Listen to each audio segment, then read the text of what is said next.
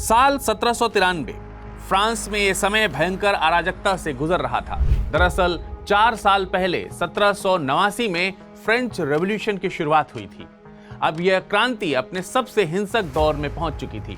Raja Louis the 16 को फांसी की सजा दी जा चुकी थी और देश में अब रिपब्लिक का शासन था, यानी जनता की सरकार का शासन। लेकिन हर कोई इस बदलाव से खुश नहीं था। देश के बहुत से लोग, खासकर अमीर व्यापारी, चर्च से जुड़े लोग और पुरानी व्यवस्था यानी राजतंत्र के समर्थक इस क्रांति से नफरत करने लगे थे। उन्हें कहा जा रहा था रॉयलिस्ट्स, यानी राजा के समर्थक। ये लोग मानते थे कि रिपब्लिक ने देश को अराजकता में धकेल दिया है। फ्रांस में हिंसक दौर चल ही रहा था कि फ्रांस के दक्षिण में स्थित एक शहर अचानक से लाइमलाइट में आ गया। टूलोन फ्रांस का एक महत्वपूर्ण नौसैनिक अड्डा था। लेकिन जब फ्रांसीसी क्रांति के दौरान राजशाही खत्म हुई तो टोलोन के कई प्रभावशाली नागरिक और नौसेना अधिकारी जो राजा के प्रति वफादार थे, नई रिपब्लिक सरकार से बगावत कर बैठे थे। उन्होंने कहा कि हम रिपब्लिक को नहीं मानते, हमें फिर से राजा चाहिए।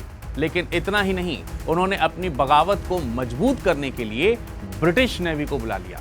अब ध्यान दीजिए, ब्रिटेन उस समय फ्रांस का सबसे बड़ा दुश्मन था और जब टूलोन के रॉयलिस्ट्स ने ब्रिटिश एडमिरल को बुलाकर कहा कि आइए हमारे बंदरगाह पर कब्जा कर लीजिए, हम आपकी मदद से इस रिपब्लिक को गिराना चाहते हैं, तो ये फ्रांस के लिए सबसे बड़ा अपमान था।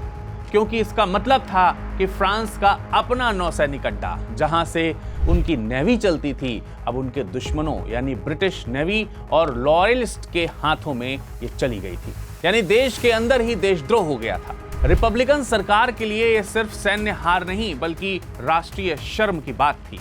इसलिए पेरिस ने आदेश दिया, टूलोन को हर हाल में वापस लो, और इसी मिशन में एक युवा तोपखाना अधिकारी को भेजा गया। इस अधिकारी ने टूलोन की घेराबंदी पूरी रणनीति से की। उसने ये समझा कि अगर ऊंचाई वाले फोर्ट मुलग्रोव पर कब्जा मिल जाए तो ब्रिटिश जहाजों को बंदरगाह से बाहर खदेड़ा जा सकता है।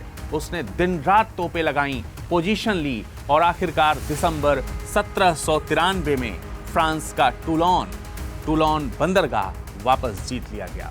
यह जीत रिपब्लिक के लिए सिर्फ सैन्य विजय नहीं थी, यह सम्मान की वापसी थी। और यह सम्मान दिलवाया किसने था?